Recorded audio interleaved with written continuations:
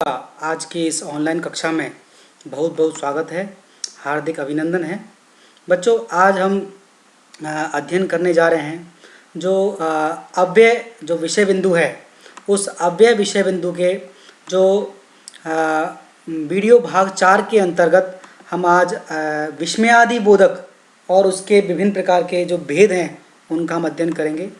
बच्चों, जैसा कि ये जो विषय बिंदु है कक्षा जो 6वीं 7वीं 8वीं 9वीं 10वीं सभी के लिए उपयोगी है, लेकिन ये विशेष रूप से कक्षा 10वीं के लिए बहुत अधिक उपयोगी है।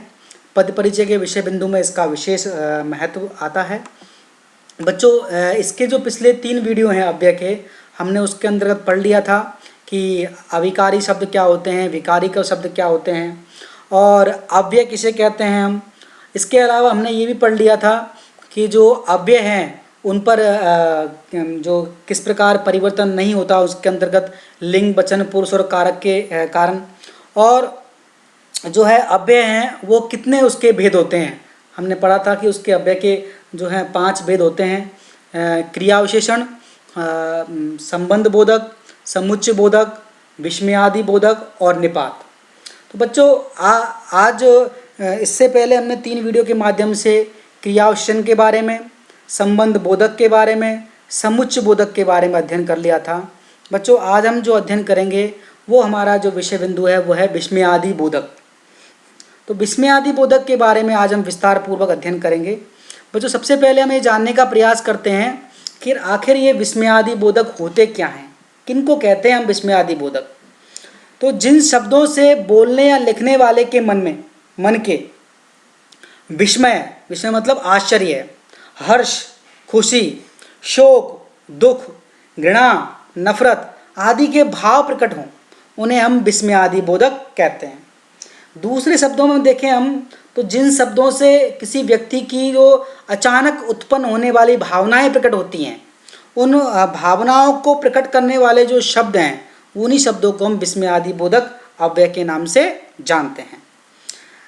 जैसे हम इसके जो उदाहरण के माध्यम से इसको समझने का प्रयास करें। पहला उदाहरण है, वाह क्या सुंदर चित्र बनाया है। तो सुंदर चित्र को देख करके हमारे मन से निकलता है वाह, आहा कितना सुंदर दृश्य है, बाप रे बाप इतना बड़ा अजगर, अच्छा तो ये आपकी करतूत है। तो ये जो चारों वाक्य हैं, इन चारों वाक्यों में जो ये रेखांकित और अंडरलाइंड जो वर्ड्स हैं वो सारे के सारे व्यक्ति के कुछ वस्तुओं को देख करके, व्यक्ति को देख करके, प्रकृति को देख करके जो उसके मन में अचानक उठने वाली भावनाओं को जिन शब्दों के माध्यम से हम व्यक्त कर रहे हैं वो शब्द आपको इसमें रेखांकित किए गए हैं। और यही शब्द जो हैं ये ही विस्मयादि बोधक अव्यय के नाम से इनको जाना जाता है, जिसको हम इंग्लिश में इंटरजेक्शन के नाम से भी जानते हैं, the words which express sudden feelings. तो हमारी जो मन की जो भावनाएं हैं उनको व्यक्त करते हैं, फीलिंग्स को व्यक्त करते हैं। बच्चों, विस्मयादि बोधक जो अव्यय हैं इनकी क्या विशेषताएं होती हैं, तो इनकी विशेषताओं को हम जानने का प्रयास करें।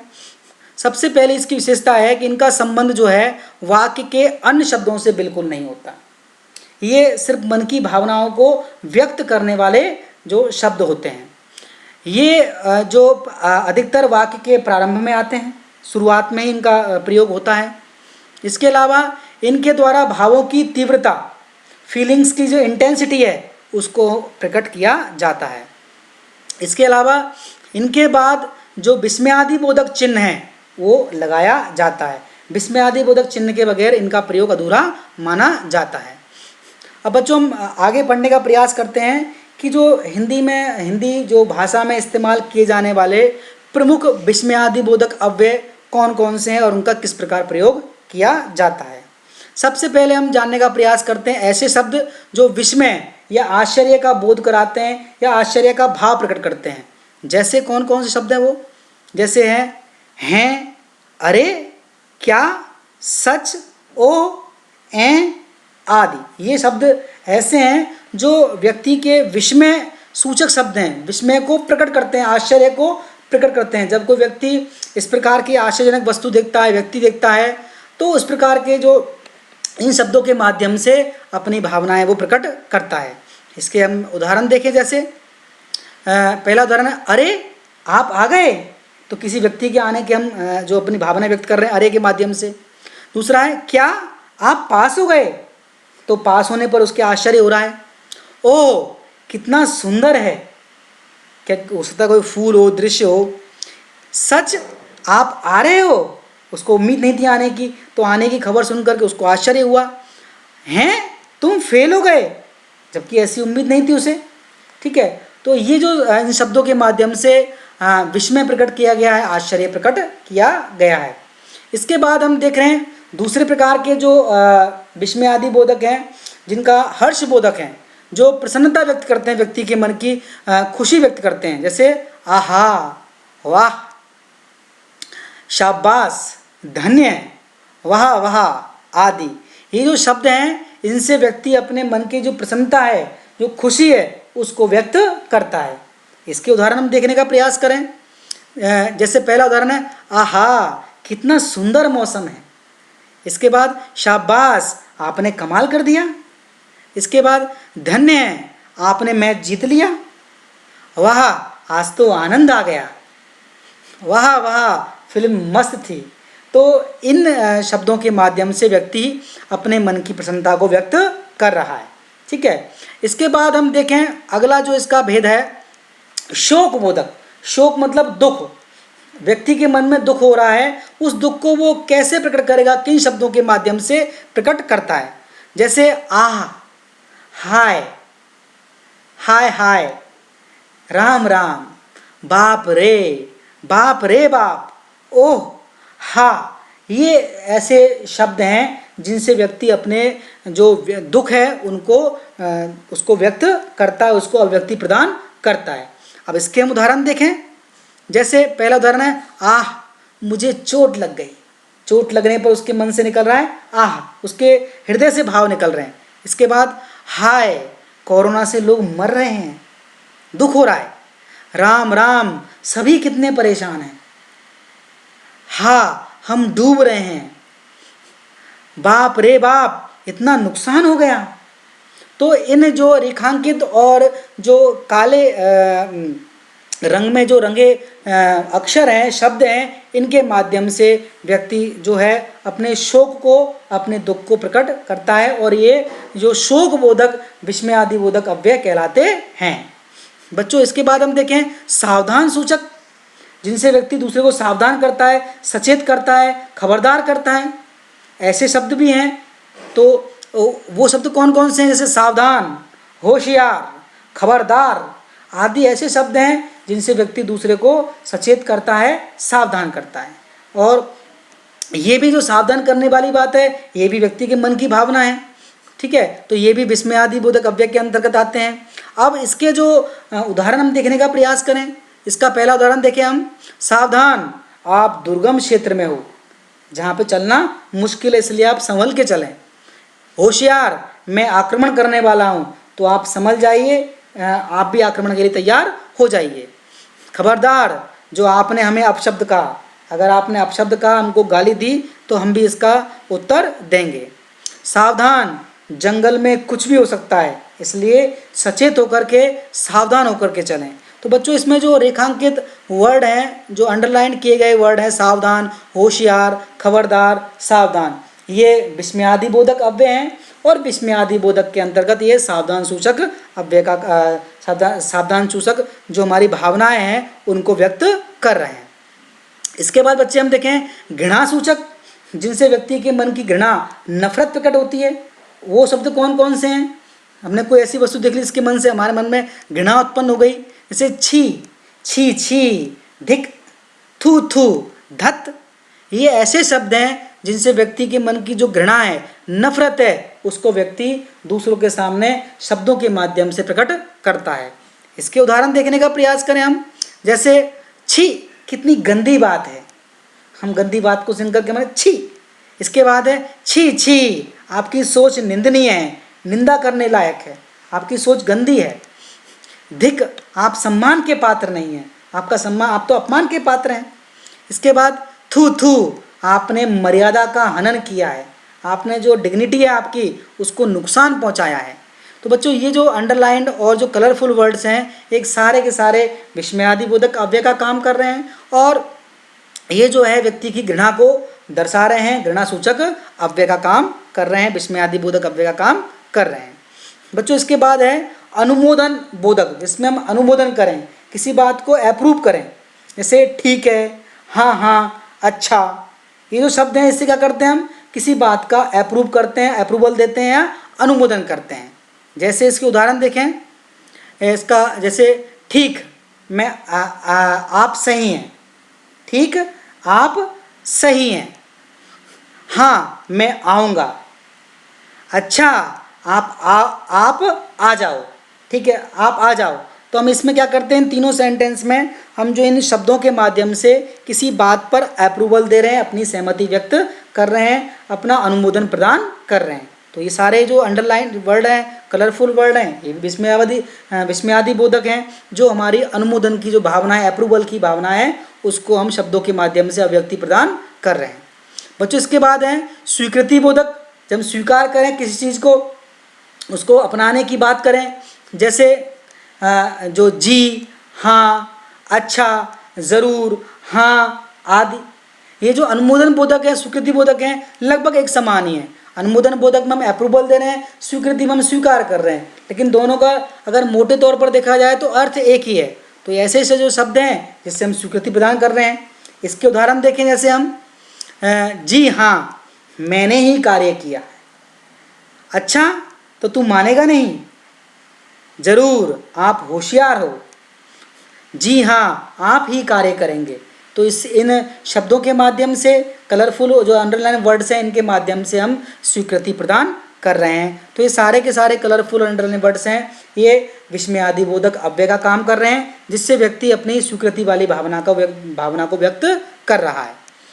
बच्चों इसके बाद है अभिवादन बोधक, जिसमें हम किसी की ग्रीटिंग करें, स्वागत करें, तो उसके लिए हम कौन से शब्दों का प्रयोग करते हैं, जैसे नमस्ते, राम राम, प्रणाम, जय राम जी की, नमस्कार आदि शब्द हैं जिससे हम अभिवादन करते हैं, ग्रीटिंग करते हैं, दूसरों का स्वागत करते हैं। तो ये भी विस्मयादिबोधक अव्यय की श्रेणी में आते हैं, जिससे हम अभिवादन व्यक्त करते हैं। तो बच्चों इसके हम उदाहरण देखें, जैसे प्रणाम, मेरा नाम रवि है, नमस्ते, आपका अभिनंदन है, राम राम, आप कैसे हैं, नमस्कार, सभी का स्वागत है। तो हम इन अंडरलाइन वर्ड्स के माध्यम से दूसरों का स्वागत कर रहे हैं, अभिवादन कर रहे हैं, और ये सभी जो अंडरलाइन और कलरफुल वर्ड्स हैं ये विस्मयादिबोधक अव्यय के रूप में प्रयुक्त हो रहे हैं। और यहाँ पे हम अभिवादन, व्यक्ति के मन की व्यक्ति जो अभिवादन करता है दूसरों का, वो अभिवादन को इन शब्दों के माध्यम से अपनी अभिव्यक्ति प्रदान कर रहा है। बच्चों इसके बाद है संबोधन बोधक, जिसमें हम किसी को बुलाएं, ठीक है, पुकारें, जैसे अरे, हे, ओ, ए जी, ओ जी, ये शब्द हैं, इनसे हम किसी को संबोधन करते हैं। तो ये संबोधन बोधक अव्यय के रूप में जो ये काम आते हैं। जैसे इसके एग्जाम्पल देखें, हम इसके उदाहरण देखें, अरे आप यहाँ आओ, ठीक है, ए उधर मत जाओ, अजी सुनते हो, ओ यहाँ बैठो, ओ जी इधर आओ। तो इन शब्दों के माध्यम से हम जो है किसी को पुकार रहे हैं, किसी को बुलावा दे रहे हैं, किसी को एड्रेस कर रहे हैं। तो ये सारे संबोधन बोधक अव्यय के रूप में कार्य कर रहे हैं। बच्चों ये जो वर्ड है संबोधन बोधक कारक के रूप में भी काम आते हैं, ठीक है। तो यहाँ ये संबोधन बोधक अव्यय के रूप में कार्य कर रहे हैं। तो ये भी एक विस्मयादिबोधक अव्यय का एक रूप है। बच्चों इसके बाद है क्रोध सूचक जो अव्यय, जिसके विस्मयादिबोधक अव्यय हैं, जिससे हम क्रोध प्रकट करते हैं, जैसे अबे, धत, चुप।